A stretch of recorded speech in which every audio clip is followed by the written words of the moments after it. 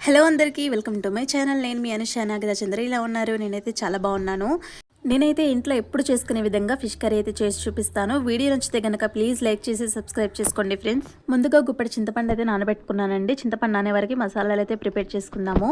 ఇప్పుడు మసాలా కోసం 2 table spoons మెంతులు, 2 టేబుల్ స్పూన్స్ జీలకర్ర అయితే వేయించి పెట్టుకున్నానండి. అందులోనే కొంచెం ఇలాచి, లవంగం, దాల్చిన చెక్క అయితే వేసుకోవాలి. అలాగే మసాలాలోకి 2 పెద్ద సైజు ఉల్లిపాయలని కట్ చేసుకుని గోల్డెన్ బ్రౌన్ కలర్ వచ్చేంత వరకు వేయించుకున్నానండి.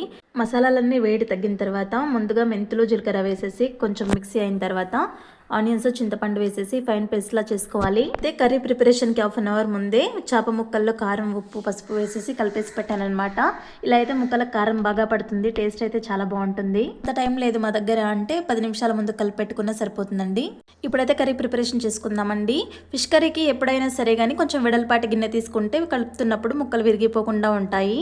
పోపు కోసం స్టవ్ పైన గిన్నె పెట్టుకుని తగినంత ఆయిల్ వేసుకుని జీలకర్ర ఆవాలు వేసి కాస్త వేగిన తర్వాత ఎండుమిర్చి, కరివేపాకు, అల్లం వెల్లుల్లి పేస్ట్, పసుపు వేసుకుని ఒక 2 నిమిషాలు వేయించిన తర్వాత ముందుగా మిక్సీ పట్టి పెట్టుకున్న మసాలాలు వేసేసుకొని ఆయిల్ పైకి తేలేంత వరకు వేయించుకోవాలండి.